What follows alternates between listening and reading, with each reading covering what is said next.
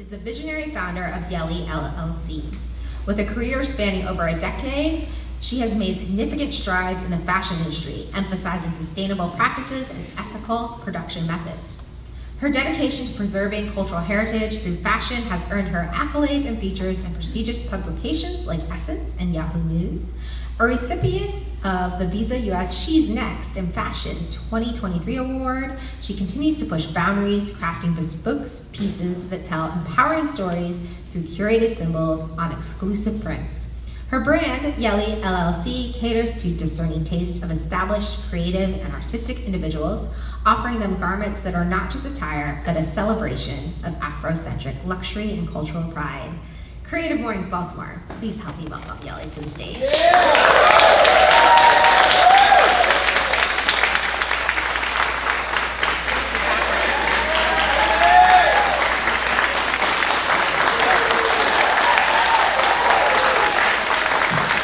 You all are so nice.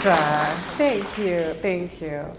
Hello everyone, good morning. You all look great and fabulous. Did you dress up because of me? Yes. Yeah, you knew a fashion designer was coming and she would judge you, right? But you look good, you look good. So good morning. Before I introduce myself by myself, I have a little story to tell. So it's a typical boy meets girl story. Boy meets girl as a teenager.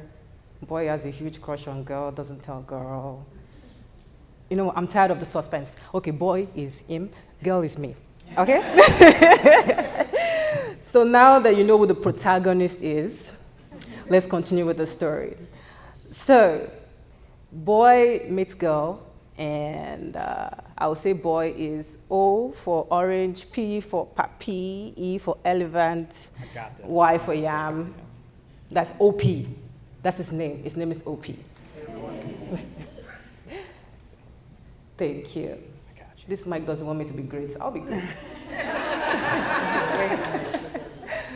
Okay, so OP met me when we were teenagers, and we were friends. We liked each other a lot. And we didn't tell each other that we liked each other like that. Because we were young, we didn't know what to do with our crushes. We couldn't say we're in love. We just liked each other, it was fine. And then one day he walked up to me and he was like, Abisola, that's my name, that's my first name. It was like, Bisola, I am traveling to the United States. And I was like, what? I was like, yeah. My mom and dad told me not to tell anybody, but I'm telling you because we're so close. And I was like, okay, that's all right. I was sad. I cried a little bit. I never told him, of course not. I'm a good girl. But then, after that, he traveled, and I didn't hear from him in a while. And then Facebook got invented. And I was like, God bless the person that made Facebook. I didn't know who it was, but God bless him all the time. And the first person that I reached out to was, guess who? OP. I was like, hey, do you remember me? And I was like, of course I remember you. Why wouldn't I? And he asked about everybody. And then a pattern ensued. It was this. I will reach out to him, we'll have a great conversation, and then I'll ghost him. And the pattern just kept repeating itself over and over and over again. And he had no idea why I kept ghosting him. Turns out I had a boyfriend. And every time I had a tiff with my boyfriend, guess who I reach out to again? IOP. And then it was like that back and forth, and the pattern kept repeating itself until one day I broke up with my boyfriend. Woo.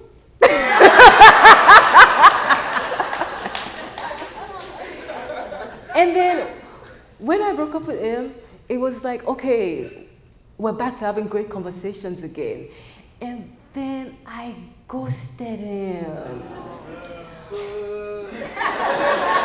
Like, don't boo me, it wasn't on purpose. Okay, so the way our pattern goes is, every time I ghost him, he never reaches out to me. Like, it's on him too. Like, he could always reach out and be like, I haven't heard from you in a long time, how are you doing? He never does that, he always waits for me to reach out again.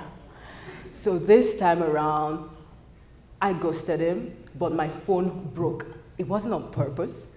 So since my phone broke and I could not reach him and he could not reach me, I was like, okay, I'm going to wait till I fix my phone. And when I did fix my phone, I reached out to him and I was like, you always do this. You always wait for me to reach out. You never reach out first. And he was like, no way. This time he broke the pattern. And you know what he did? He sent me a message while my phone was broke, but I never saw it. And then he sent me a screenshot as evidence. And then what did the message say? Can you guess what the message said? I wish. Are you alive? And I was like, you know what? I don't care. As long as you broke the pattern, as long as you reached out to me and you said, I this time around, whether it was aliveness or not, I would take it. I love that. And then with the breaking of that pattern, our love story began. Yeah, and that's my husband, the most supportive man in the whole world. Don't be shy, Opie. Say hi. Okay, so now that I've finished telling you the story, we're warmed up, you know. Everybody loves love. Let me introduce myself. My name is Abisola Yele Oladeinde. Everybody calls me Yele. That's actually my middle name, and it's the name that my mom gave me, and it's a way I pay homage to her, because I lost her at a young age, so it's like I'm carrying on her torch by naming myself and my brand the name she gave me before she passed. So I'm popularly known as Yele, and I'm a fashion designer, I'm a fashion educator, and I'm the chief fashion officer of Yele LLC. Yeah, that's right. I'm a CFO. And Yele LLC is a luxury Afrofuturistic fashion brand where we create pieces that are heavily inspired by the African heritage and African stories, and every print that we use to create something has a narrative behind it. So our patterns are stories, which brings me to my talk today. And what is the name of our talk today? You can be louder than that. What's the name of our topic today?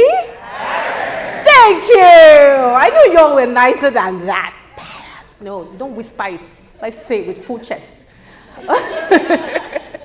Okay, so talking about patterns, and I guess the most obvious one is the patterns that you see with clothing. As a fashion designer, I create something called patterns, like we draft patterns.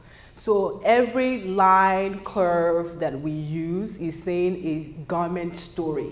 So if I want to make a shirt, I'm going to draft a pattern for a shirt. If I'm going to make a ball dress, I'm going to draft a pattern for the ball dress. So every piece has its own separate patterns. No wonder they called me for this talk. Yeah. Okay. So everything has a pattern. Now, besides pattern drafting, there is now the fabrics itself. There are different patterns on your fabrics. Like when you wear a pattern, it's either a repetitive pattern of flowers, of turtles. I have seen that. Yeah. Of turtles or of crystals or something. It's just a repetitive pattern that is on the fabric, and you buy it or you get it because it spoke to you. You're like, I like the patterns on that shirt. I don't know why I like it, but I like it. Okay? So it's like there's a story behind every pattern that is on our fabrics or on our clothing. And if we move that to our daily life, we have patterns. We have routines that we go through every single day. We grab a cup of coffee or 2 cups of coffee. Because I'm like, you guys are too bright-eyed on this Friday morning. Like, if it's not coffee, please come tell me later what the secret is. I am open to it. So you grab a cup of coffee or 2, and you leave your house, or you watch some TV, or you scroll through Instagram a lot. And, you know, you do all these things, and they are the things that become habits, that become the backbone of your life, that become what you do, bless you, that become everything you do every day, and the backbones of your life become who you are. Your patterns are who you are.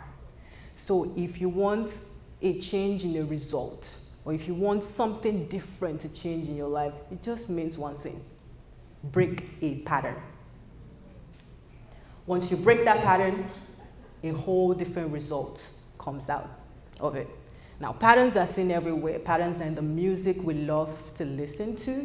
Life itself is a pattern. It's like repetitive patterns over and over and over again. It changes a little over time, but it evolves, but it's still a pattern. So break a pattern to create a whole new result.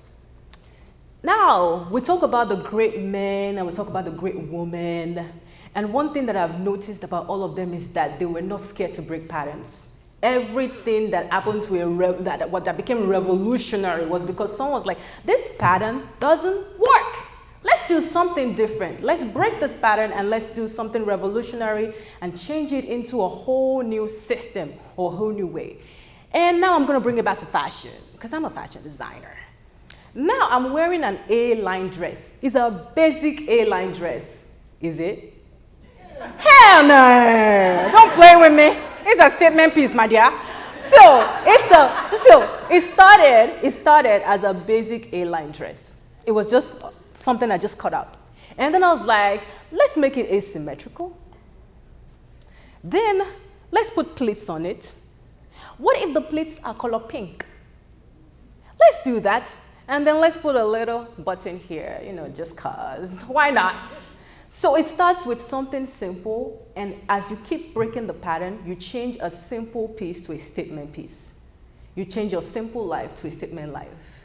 You change your simple story to a statement story. Just by what?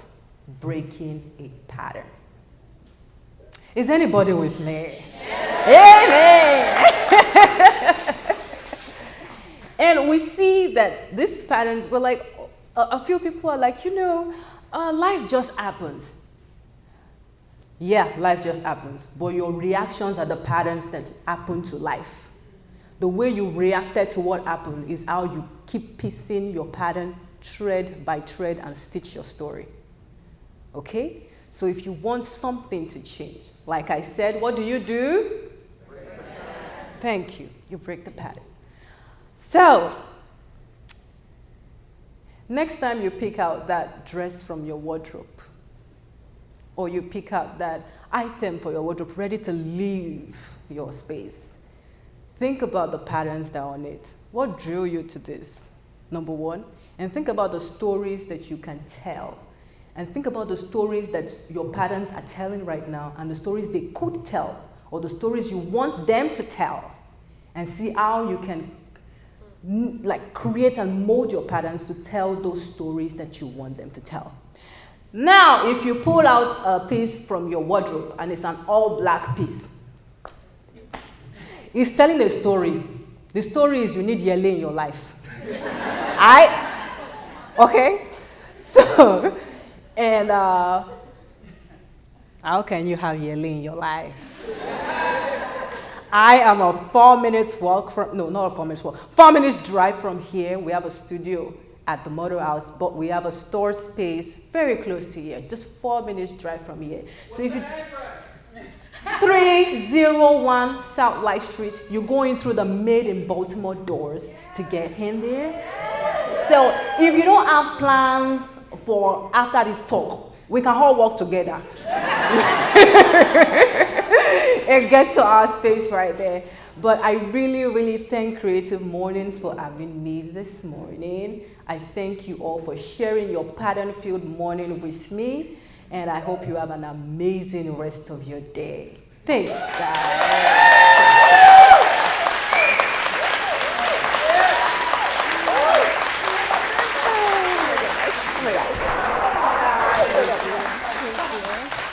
I go sit down, right? Okay. I'm so glad that we were all here together to just witness that together. But now we're ready for our discussion portion of our morning. Who has some questions? Ooh, Rashad. Oh, we have, wait, I see, thank you, Brian. Brian. If you are not nice to me with your question, I know how to get you. You know I always come with love. Aww. So you mentioned all these sort of like existential like pieces of like what it means to like to assemble, to manufacture, and what the word itself, pattern, means from like a broader sense. But there's so many amazing parts of Yele LLC that like I just want you to speak a little bit more to like what happens in this amazing studio at Motor House, what happens at 301 Light Street within the Made in Baltimore store. Tell us about this beautiful flower. I didn't want to be selfish before and talk only about myself, but since you put me in that spot, I don't mind. Okay, so like I said before, we create statement pieces, right? We create pieces that are stemmed in African heritage. So every fabric that we have, or every fabric that we use, has a story behind them. Like for example, the fabric I'm wearing now, the narrative is art is a key to unity.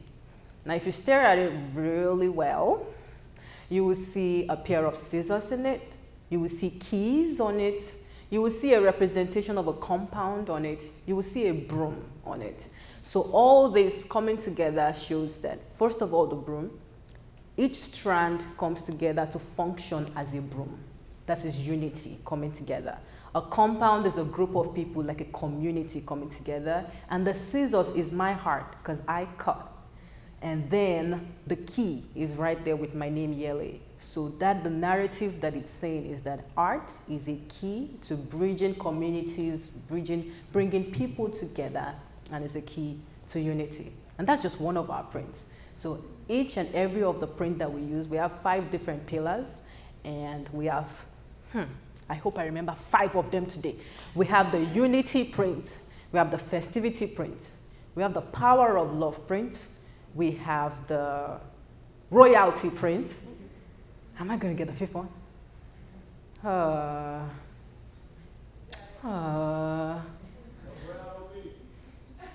Opie, help me out now.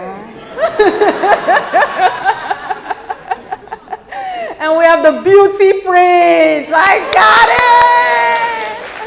So all these prints have the different narratives that they have. And so it's not just about you looking fabulous. It's about wearing something that represents you authentically, how you are feeling, or how you want to feel, or how you want to be represented out there, or the story you want to see with each garment that you put on from Yele.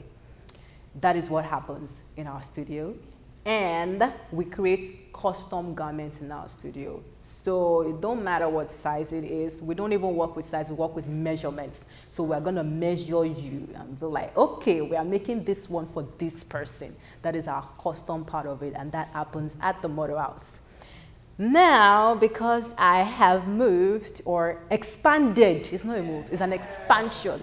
Now, because I've expanded to 301 Light Street, we have more ready-to-wear pieces there besides our custom piece harm. So for the ready-to-wear pieces, like I said, you can go down there. We have plenty things. We have accessories, there are purses, there are shoes, jewelry, scarves, like something for everybody, okay? So that part is our ready-to-wear harm, and you can just go there, find something that speaks to you, grab it. There's a story behind it. We'll tell you the story if you ask. There's even a little pamphlet that tells you the different stories behind each of the fabrics, so you can read, you can take pictures. Don't take it away, just take pictures. And, and we'll be very happy to have you. So I guess that answers Brian's question, right? Okay. We open at 11 o'clock Wednesdays to Sundays for now. But if you want me there, you'll meet me there on Fridays and Sundays. So if you want to see Yele in Yele space, you come on Fridays. That is today. Today is Friday. Like, I'm just dropping hints for you guys. Please pick it up and meet me there. All right. Good morning. I was just wondering, did you fall in love with actually creating garments, like sewing and cutting and all of that, before or after you fell in love with the actual patterns and like making patterns? Yes, I did. Okay, now, I feel like someone asked me a question very similar yesterday. Yesterday was a rough day, yo. Yeah, I spoke to like 6 groups of young people. It was hard. But they asked very interesting questions. They asked something similar to this. So I fell in love with fashion as a teenager, right after I fell in love with him. But like around that time. So I fell in love with fashion as a teenager, but I didn't really know much about the prints and the patterns on fabrics until I moved to the United States, which was 5 years ago. So when I moved here 5 years ago, I left my family, I left my home, and I was like, I still want to take a big piece of who I am, my authenticity from home, and bring it here. And that's when I started researching. I started researching prints. I started researching symbols, like Yoruba symbols, Ghanaian symbols. What do they mean? How can I tell a story with them? How can I put them together? How can I talk about the colors behind them, the shapes and all of that? And that was when I fell in love with patterns. And I was like, I'm not gonna wear anything that I do not feel or I do not want to represent me. And every time you see me, I'm in my Yele piece because I'm my own truth. And I will speak my truth every time, every day. Yeah.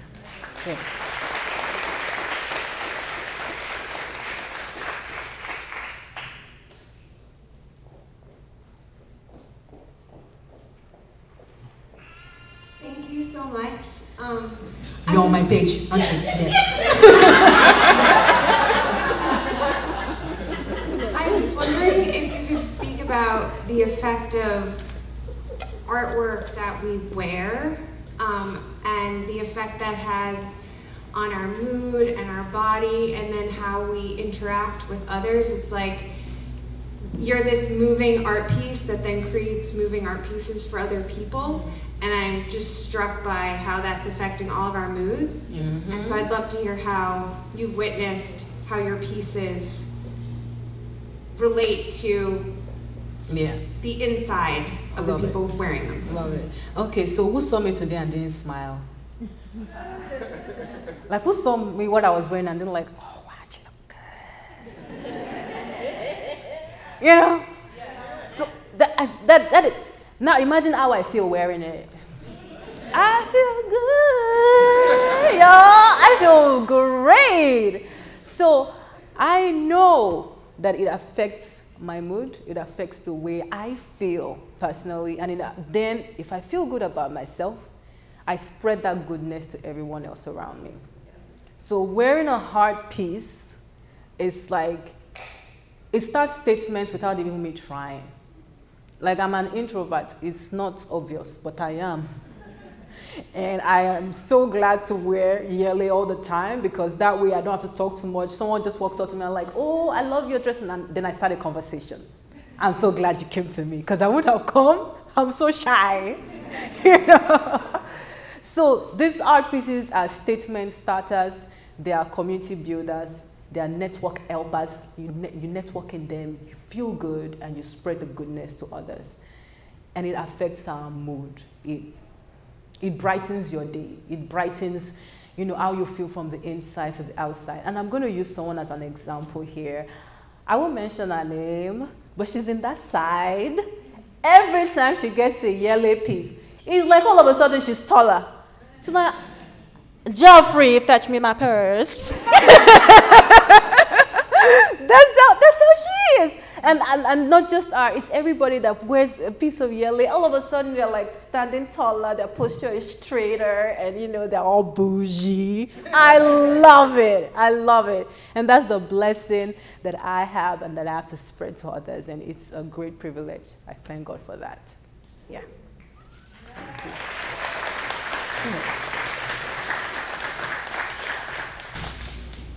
Thank you for this word today, break the pattern. That was really great. I heard you say that you worked with young people. I had like a panel discussion with them yesterday. And as my wheels started to turn, I do fashion design with young people. I was wondering, do you do workshops where you allow them to maybe like pick their fabric that tells their story and then do like some type of connection piece to that? If not, I think that would be a very dope collaboration.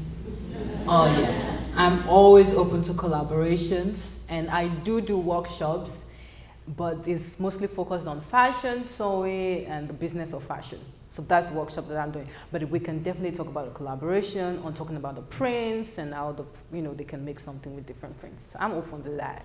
I am. Yeah.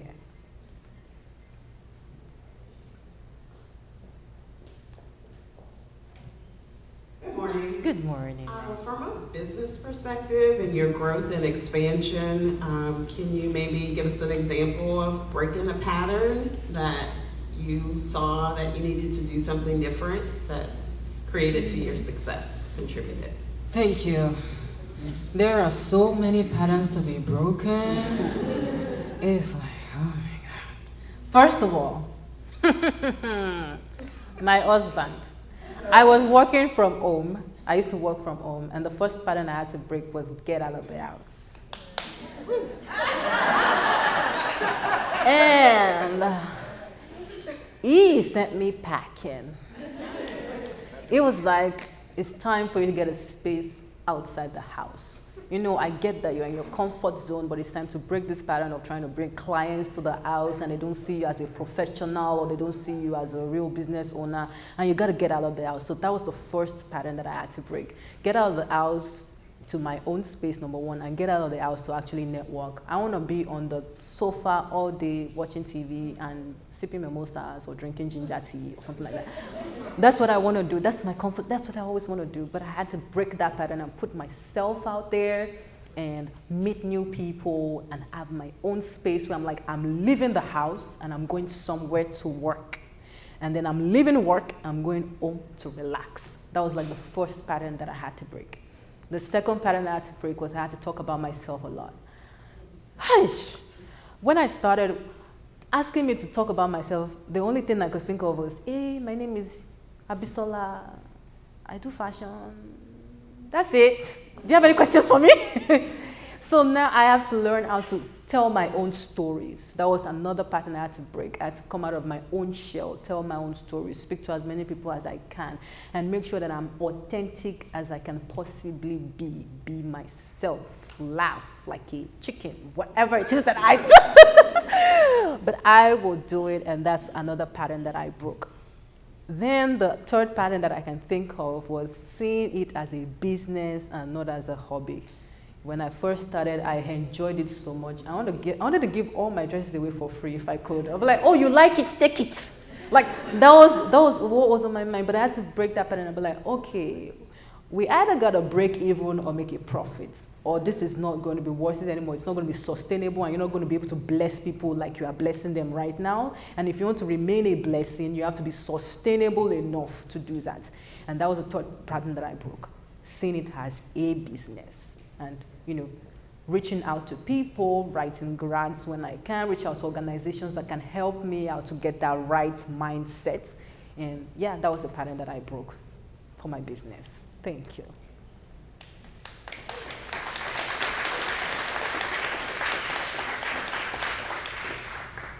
I have a follow-up to that question, which is, all of that sounds very scary, to face your patterns that aren't serving you and break them. Where do you find the courage to do that? Whew. Hi, Maggie. You know I love you. Okay, so, first of all, I'm a Christian. I believe in God, I believe in Jesus, all of that. So I draw my strength from Him. A lot of my strength I draw it from God. Second of all, my amazing husband. Like, I'm so sorry for the singles out here. I'm not trying to do it on purpose. I'm sorry, but he is so good to me. He's amazing. Like, every time, he gives me tough love. And sometimes I'm like, are you sure you even love me? Like, why you talk to me like that? But then he's saying the truth. And like, those kind of things that he does to help me, to push me out, helps out. So if you don't have a husband like him, it's fine. You probably have a best friend or a good friend or a mom or a parent that will be the person that will give you tough love and be ready to listen to them, listen to the critique. Lots of times you don't even see the pattern. I was having a conversation with my very dear friend this morning, and she was like, anytime I'm happy, I do this. I'm like, I didn't know I do that. But she saw it. So sometimes you don't even see the patterns that you do, but you have to talk to someone that you know will be honest with you to tell you the patterns that they see with you, and they can advise you on how to break them, or you can come up with a way to break them and help them, or let them hold you accountable to breaking those patterns. I hope that helps.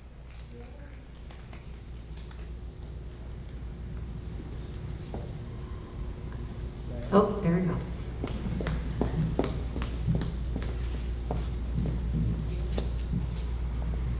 How has Baltimore inspired you? Evelina, now I'm going to put you on the spot. She's the person that I was talking about. She's my dear friend. Oh, Baltimore. I love Baltimore. Oh my God. I love Baltimore. I love Baltimore. When I moved here from Nigeria, everybody kept asking me, why is a fashion designer in Baltimore? Like, you should be in like LA or New York or Miami and all of that. I'm like, I don't know. I visited those places, or some of those places. They're not Baltimore. Like, they're not warm. And they don't have amazing people like this, and an amazing community of artists, of hard work, the murals, the people. They're not superficial. Like, they are deep. Like, you have conversations with people, like with the random person on the street, and then you have a deep, good conversation with the person. It's amazing. I love Baltimore. I love the art scene. I love the art people. I don't know about any other sector besides the art. I'm sorry, but it's the art place that I love. The business or the lawyers or the finances people, I'm sorry.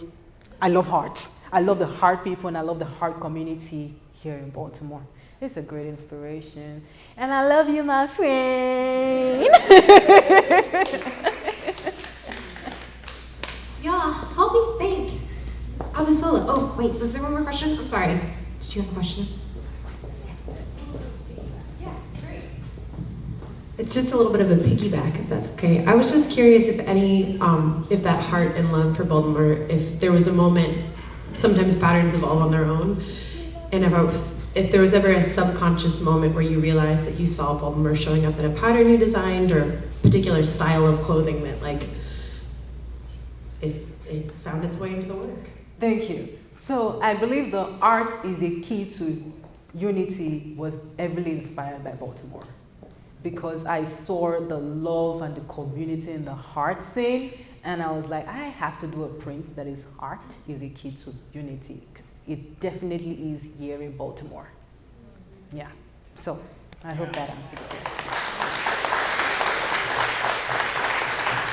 Thank you so much. Thank you. So lovely. I want to say real quick, please, I was not joking. It's like 4 minutes drive. Okay? Yeah.